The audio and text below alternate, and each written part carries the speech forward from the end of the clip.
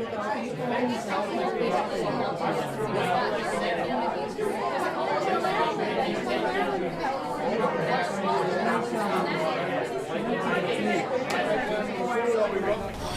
hi everyone. It's really great to be back in Philadelphia.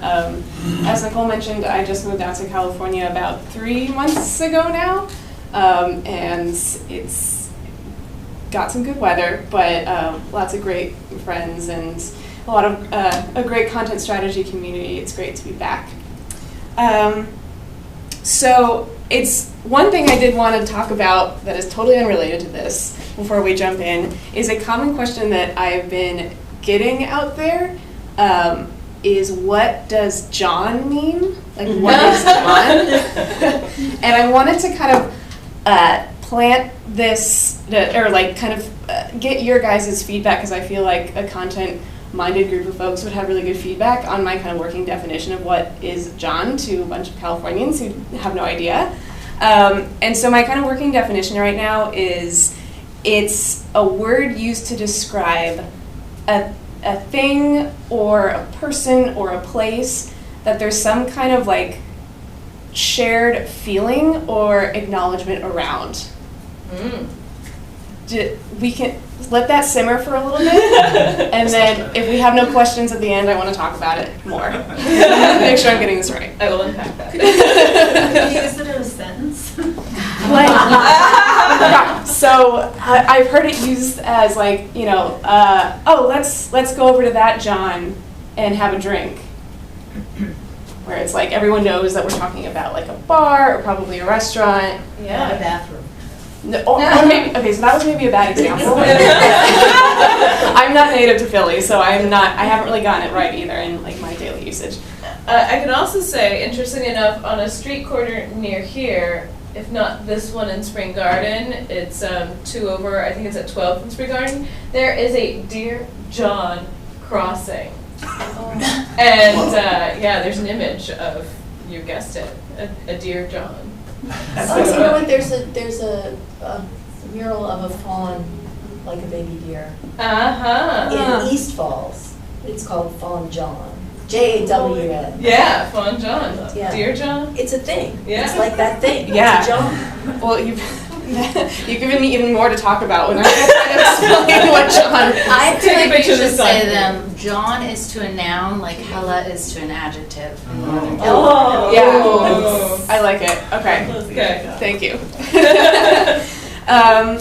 So the reason I wanted to talk about content migrations today is that content migrations for me are a really interesting kind of project opportunity where a lot of different pieces of content strategy come together.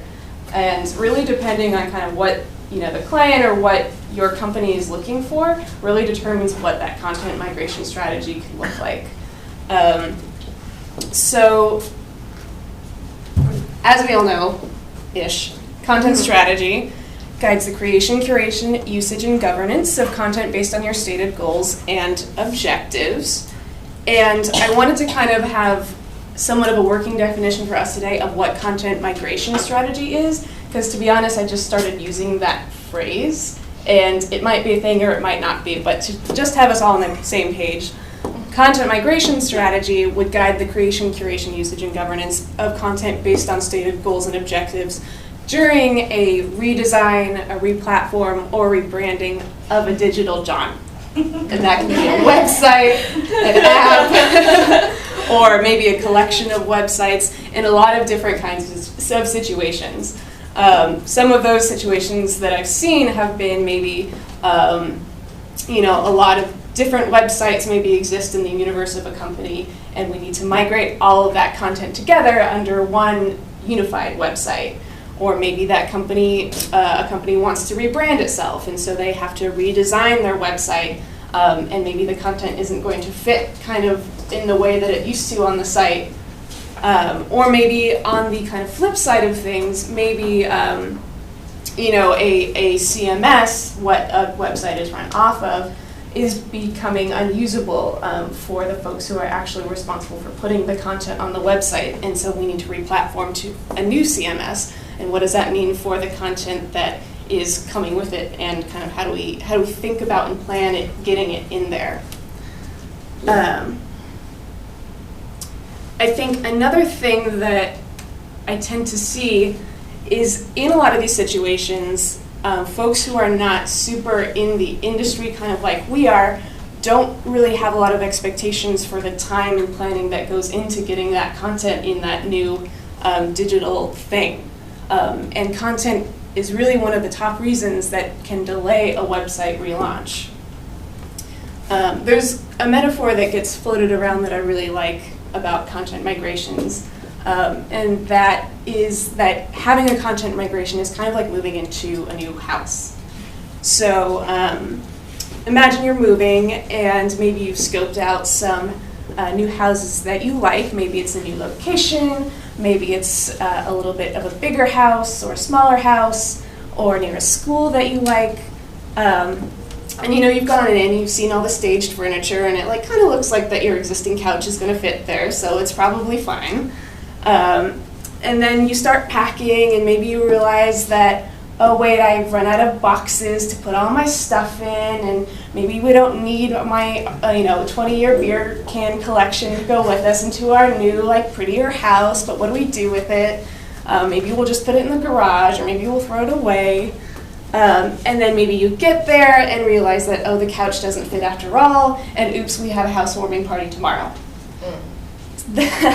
So that to me there are kind of a lot of parallels in thinking about content in that way. That a lot of folks in kind of redesigning a website are thinking about this new neighborhood or these new kind of functional requirements of this house or this website that they're going to get once they move in. But in most situations, there isn't going to be a whole lot of furniture in that house.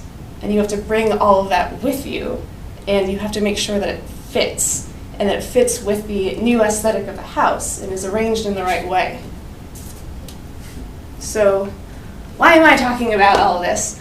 I've seen stories like this across a lot of different kinds of companies. I haven't done content migrations with all of these companies. I've worked on some various pieces of content strategy within them. But there's kind of a similar story and narrative with all of these, in that there is a pretty regular underestimation of what content strategy is and the effort that is behind it, especially when a redesign or replatform is going on. So today, I wanted to talk about two different case studies. The first one is on a regional power company, and kind of what our approach was to the content migration, what we did, and some lessons learned. And the second one is similarly an approach to content migration, what we did, and then some of those lessons applied. You'll see in a couple of slides in both cases that content strategy actually kind of came in late in both cases. In that first case study, we came in kind of right in the end during what we call a build phase. And so I'll unpack a little bit about what that meant. And then in the second case, we knew that wasn't such a good idea, and the client was bought into it too, so we were able to get into the project a little bit earlier, but still quite not earlier enough. And I'll unpack what that meant there as well. So the first one. So just a little bit of background around the company. This was a fairly large power company in the Northeast United States, and they had electricity and gas, and they served over 4 million customers. Fairly large. Yeah, pretty big. And they had 2 public-facing websites and 2 kind of non-public facing websites. So you can, when you think of Pico and logging into your account to pay your bill. So they had two of each of those things. And they were really interested in kind of improving what's called a Net Promoter Score. So basically a measure of their customer satisfaction. And a lot of what we saw is that was related to their satisfaction of using the website.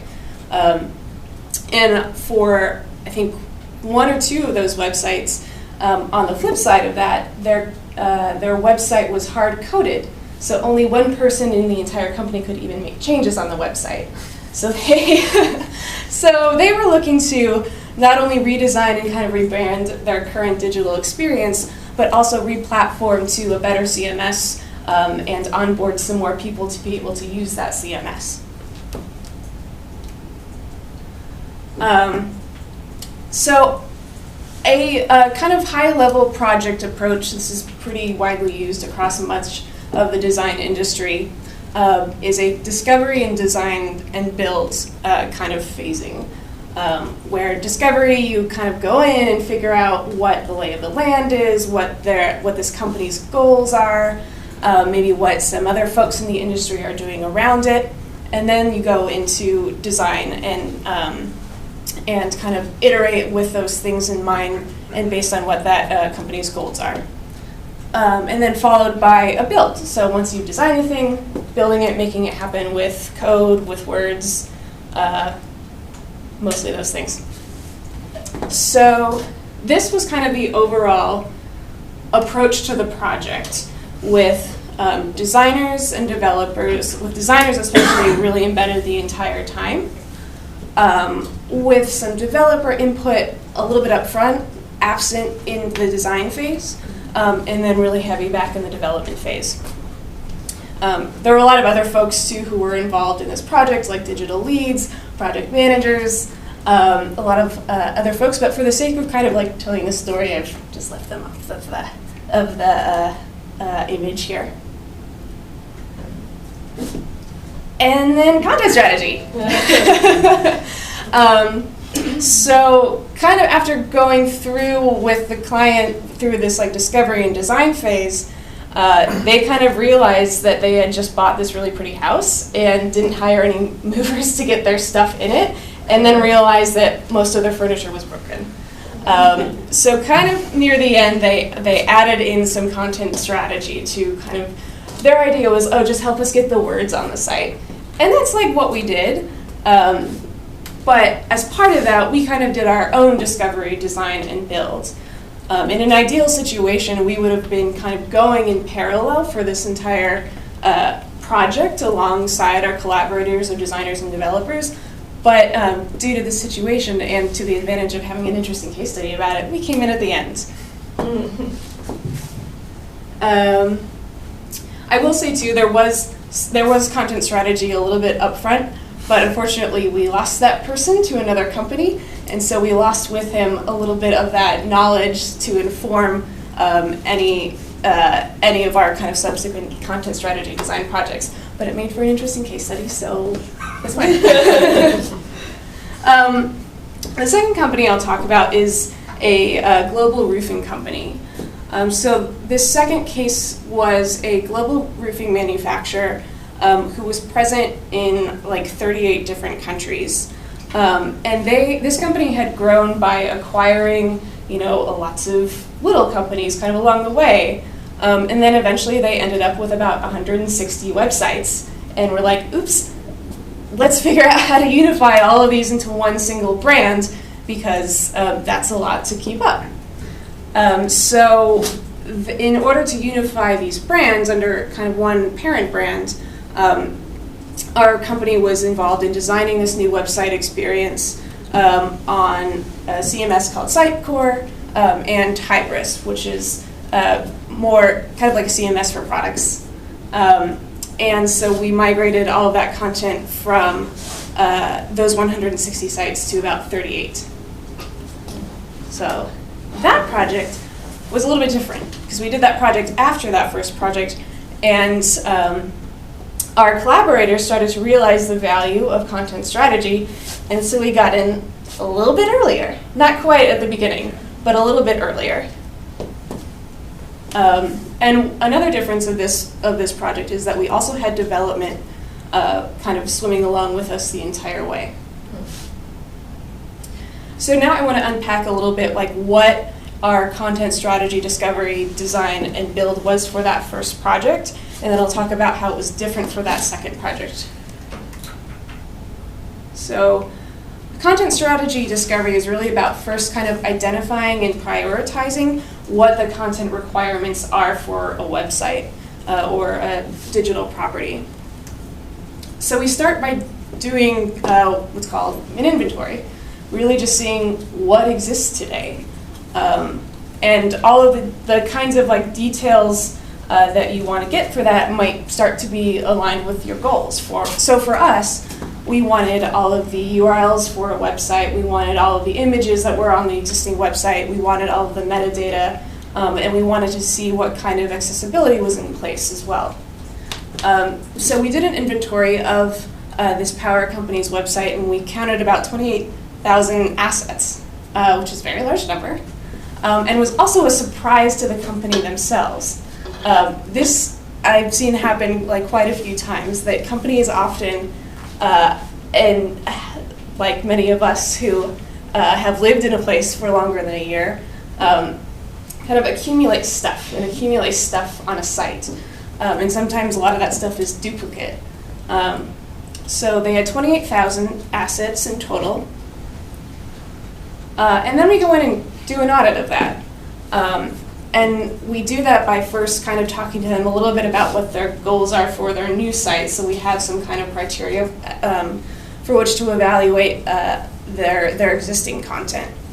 So we ask ourselves questions like, how well does this content first just adhere to kind of best practices of content on the site? And we then kind of prioritize, like what of that then do we need to fix before launch? And what can kind of wait until after. And with this particular audit, we identified about 6 kind of opportunity areas. And then we got to mapping the content. So one sort of advantage of coming in after design was that we already had in place a kind of first draft of an information architecture of the site. So we were then able to kind of go in with all of those URLs and say, okay, where does that one go, and where does this one go, and then we have all these other ones that haven't gone anywhere, and where should we just throw those away, or should we carry those with us? And in kind of looking at that information architecture and seeing whether that was kind of a 1-to-1 ratio or whether that was like a 1-to-10 ratio, also started to give hints at what amount of work was going to go into working on that particular page for a writer. So for pages that had maybe like 10 URLs attached to it and there was only one page designated on the site, that told us that either we have to do a lot of work at consolidating a lot of content into one single page, or maybe this IA isn't reflecting the content needs of this site. So kind of the benefit of this discovery is that first we know what content we have, we know what we don't have. So looking at that information architecture and seeing where there are gaps means that we are going to have to do a lot more work in sourcing what that content needs to be. And we also know what needs work. We also have a research-driven foundation for organizing that content on that new site, as well as a kind of better working model for this information architecture.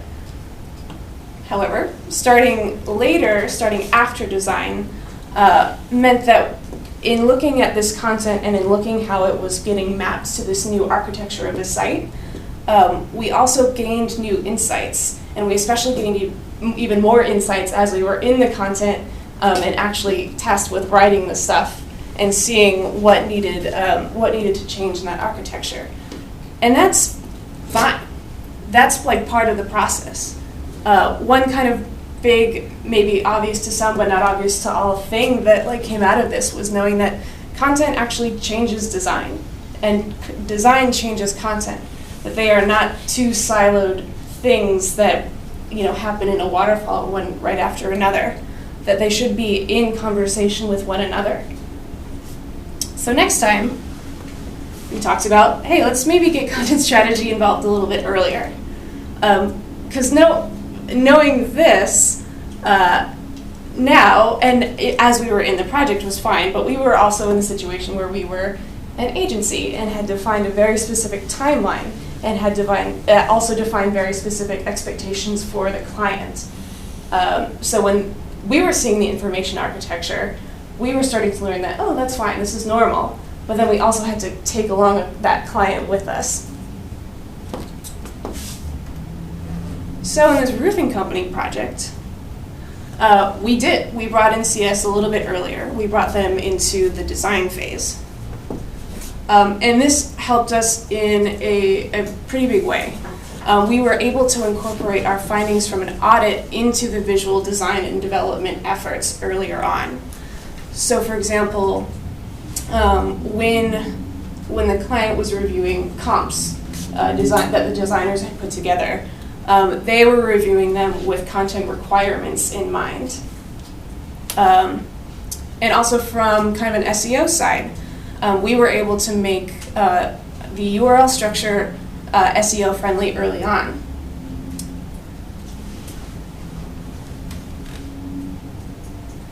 So that's kind of what a content strategy discovery looks like in a migration project. And now let's talk about design. And for the case of these projects, I'm kind of defining as content strategy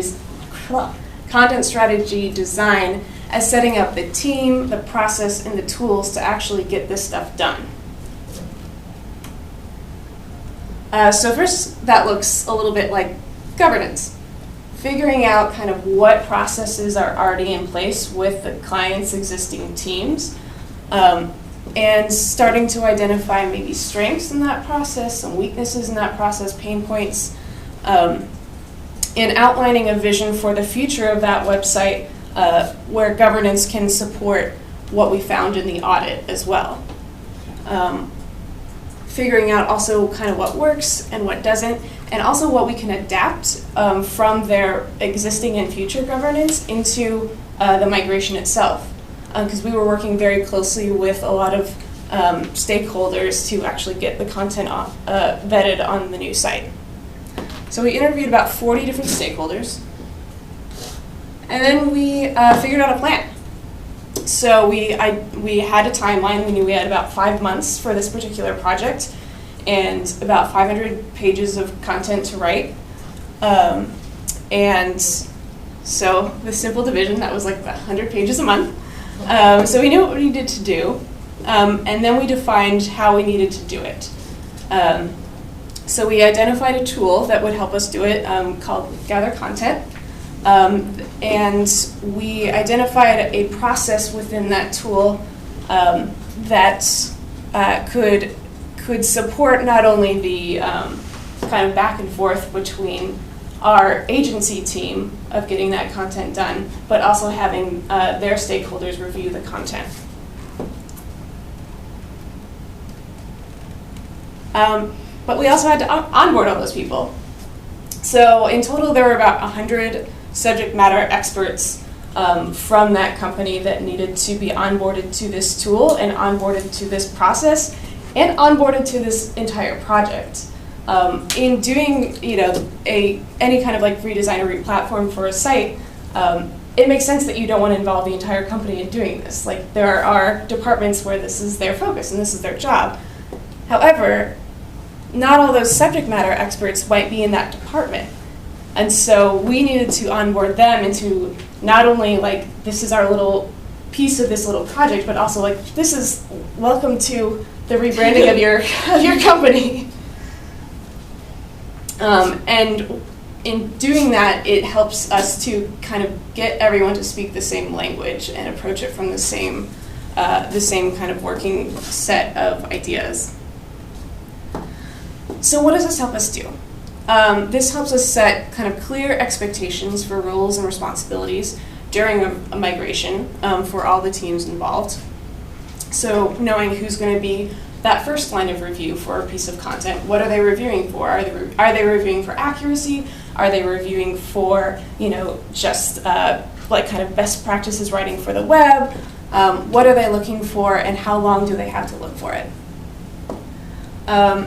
We also set up this schedule for content creation to help us track progress. So in this particular project, I was working with about 3 copywriters, and at the beginning of each week, They were assigned a set of pages, and it was expected at the end of the week that those pages would be done. And sometimes that wouldn't happen. Oftentimes that wouldn't happen. And that wasn't because of anyone like working slow or whatever. It was because of a lot of surprises kind of coming up in the process. In seeing that maybe the source content that we had on the website wasn't actually enough to complete a whole new page in this newly redesigned site. So having this schedule to kind of track us against helped us see every single day and week at a time whether or not we were on schedule or whether we were behind and needed to kind of cut some corners in other places to get this thing done.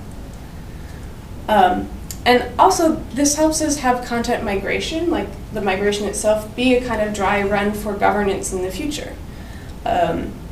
So we helped kind of prop up a new governance structure within this client's existing, within this client's kind of existing content team.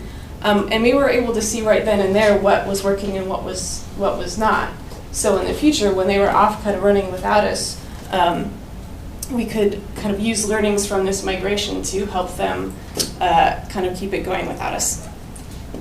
However, starting late meant that we were involving these subject matter experts super late in the process. So it made getting this focused input even more challenging because we weren't just going for them and asking for input on a singular page. We were also explaining this entire project for each new subject matter expert that we met. So a big learning out of this for me was that, people may be siloed in companies, but feedback may not. So that you might be going to somebody for specific feedback in their particular subject area, but by putting it at, deciding that it's coming at this point in the process and not having it early on, means that feedback is limited to that one thing when really could be informing a much bigger piece of this project and perspective. So next time, we wanted to onboard subject matter experts earlier and more holistically and get their input early and often. So we did that. In this roofing company project, we were able to onboard the SMEs and writers to these tools and processes early, all at the same time, right at the beginning.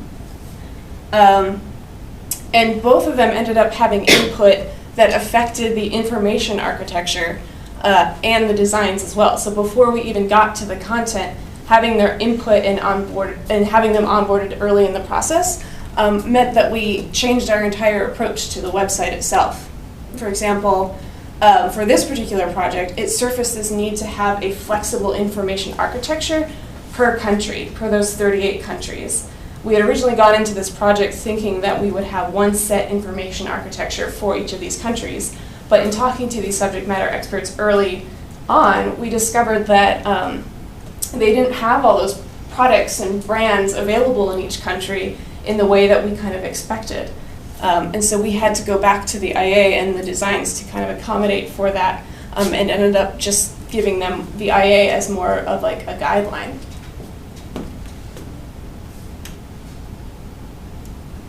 And so a content strategy build. So now that we've discovered what we need to do and made a plan to do it, we actually need to do the thing. So content creation. We collectively did about 500 pages of content. Those were things like web pages, kind of workflows with like different pieces of UI, error messages, also metadata for SEO, and looking in kind of any content creation process to balance the user needs, any compliance requirements, business goals with the content we have and on a deadline. We were also looking at SEO in this project, making sure that this content was designed to be as findable as possible, and created about 646 pieces of metadata, so things like page titles, meta descriptions, alt text, trying to make those images accessible. And then images. I think we sourced about 500 or so images for the site itself. making sure that we're visualizing all the page concepts as accurately as we can. I think we both used images that they had in their kind of company repository, as well as images from iStock Photo. So the benefit of this CS build is that content was ready on time for launch ultimately, and we also had a plan in place for any post-launch content. So ultimately we did what we set out to do, but in kind of going along the way, we discovered that there were some items that we had not planned for. But thankfully they were kind of low priority items that we were able to accommodate for after the launch with the designs that we had. We also improved SEO and SEO practices. However, starting later meant that we discovered that we had much fewer images than we had spaces for images on the website. So when the designers had kind of created the wireframes and the comps for this website, they had made this beautiful, super image-driven website with images in the A spots and down the sides. And it was great, but the images did not exist to fill all those slots. We also realized that this first iteration of the IA did not accurately inform the writing schedule. So not only as we were kind of matching our inventory of content to our content map and discovering what's fitting and what's not, we were also realizing that using this IA was not necessarily a one-to-one with how much time it would take to do that page. And that was informed by a lot of factors, including the complexity of the content, the kind of quality of the content that existed at that time, and as well the availability of subject matter experts to kind of weigh in on the content itself. We were doing this project over summer and there were a lot of vacations. So my kind of big takeaway from this was plan for the unexpected. As much as possible, in kind of getting in the weeds, which a lot of content and content strategists do from designs, there are going to be unexpected things that pop up. And as much as possible, allow time for those unplanned content needs, especially if you are if you are beholden to some kind of client who is paying for your time in a very explicit way. And we would also have feedback provided earlier on to designs to create less of an image-driven site. That had we known we didn't have the images that we thought that we would need for this site, then we may have taken a second look at designing the way that we did.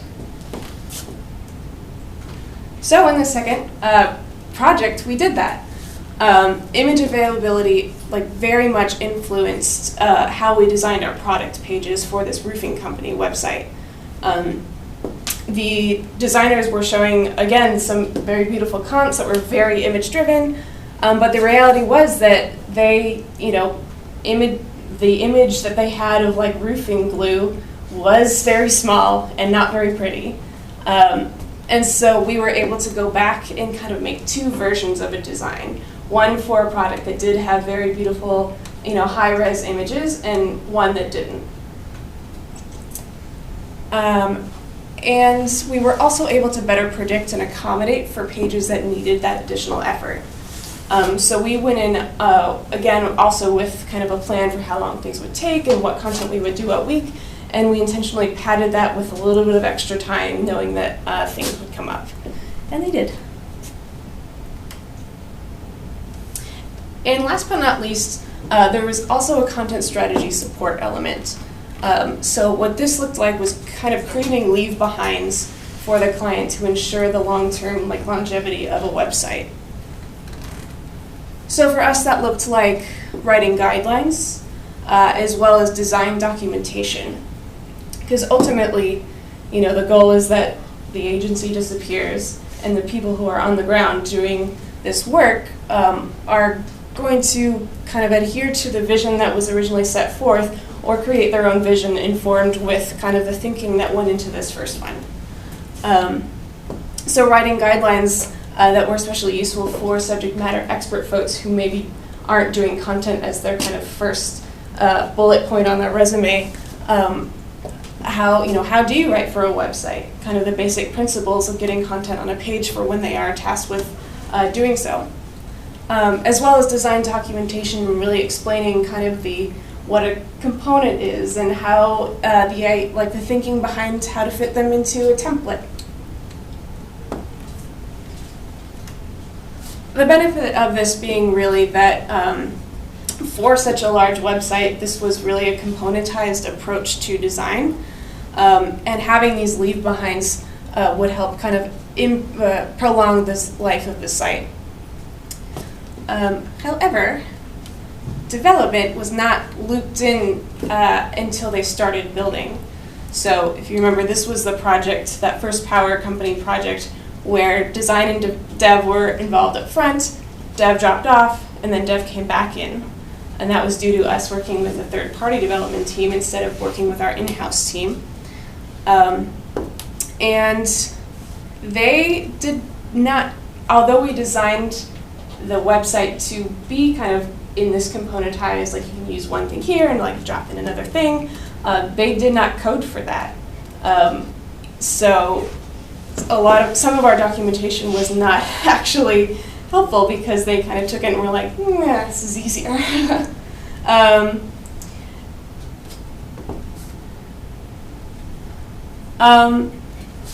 kind of, that was a very unique situation. But ultimately, my takeaway from this was that developers are kind of at the end of the day our design partners as well. That they enable the designs and the content to happen on the site, and it's our job as much as we can to kind of collaborate with them and share with them the thinking and the importance and value behind that thinking, so that we are partners in designing this site. So next time we wanted to get input from the development team early and often. And so we did. Finally, in the build phase and kind of throughout the design phase as well, we were talking with development and vetting our ideas before they had started building. And this way, we were also informed too of development constraints. We could plan for them not only in the content that we were doing, but in the way that we set up our tools to bring over the content. In this particular project, Gather Content says they have a very simple API to kind of port content. Say that. Uh-huh. And we said that to our developers, and they took a look and were like, and so we had that conversation. It also informed our URL strategy. So we kind of identified what the best approach to our product listing page URLs would be. And since they were able to plan for that, it changed the way that they kind of did things on the back ends to allow that to happen. So those content requirements were also accounted for up front. And we were also able to kind of tell them, inform them of the thinking of the reusability of content and metadata throughout the site. We were trying as much as possible to reduce the number of times a future content author would have to put in the same string of content, and looping in development up front instead of just telling them at the end really empowered them as well to make their components kind of support that. So just to recap, content migration kind of has, like any design project, has these 4 elements of a discovery, design, build, and support, with kind of activities in there that might include an inventory and audit, mapping the content, doing a gap analysis, figuring out who's going to do what and when you're going to do it by, and having a plan to manage that large project, training and onboarding all of the people who are going to be involved, creating all the stuff, and then documenting what you did so it doesn't die when you leave.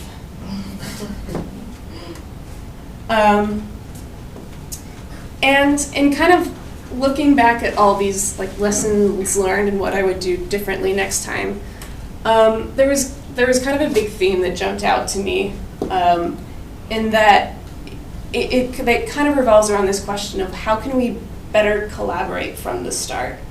And I think this is a great question and also really, really hard. So as kind of some parting thoughts, I wanted to offer like some tips that I had that I found to be to work well for me.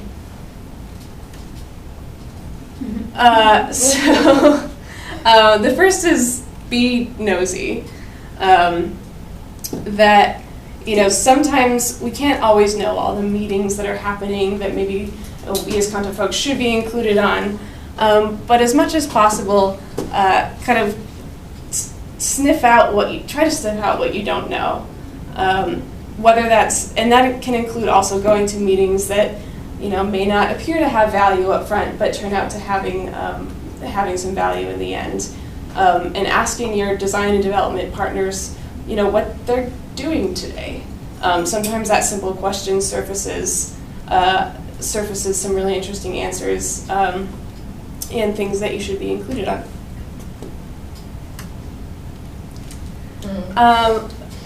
And the second is talk early, talk often. I think I've said that a lot.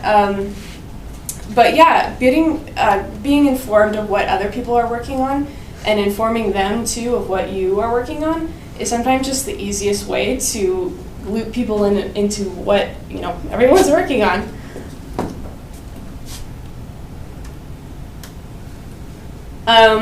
The other one is show the value.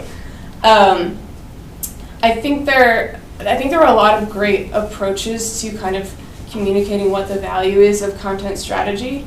Sometimes that's presenting to future partners, like, what is valuable about content strategy and what we need to do. But I found sometimes that kind of trying as much as possible to demonstrate, like it's the show don't tell kind of principle, is sometimes more effective. Out of that first power company project, one of our biggest advocates afterwards was a UX designer that I worked with. And mostly I was just going to him when I was telling him that we were changing his information architecture. But in all instances, it was a conversation of like, well, this is kind of the need we're seeing. What do you think? What were you thinking when you put this together? And like, how are these kind of merging or not? And he turned out to be the biggest advocate for content strategy in the end.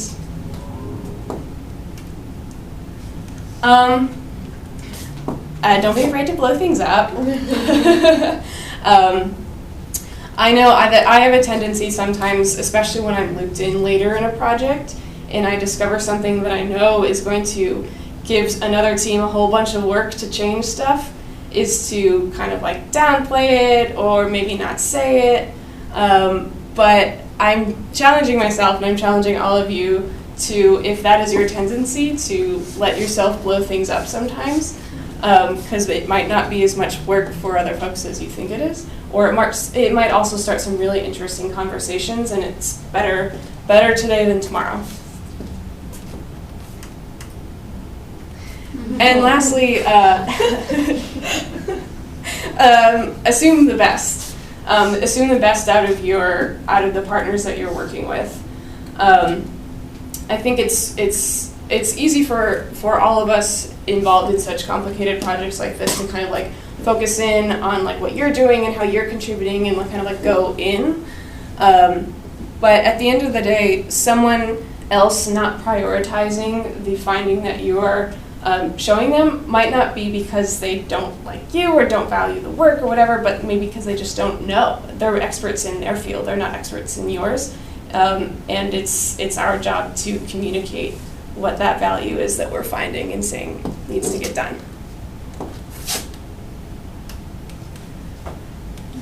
Thank you. Any questions?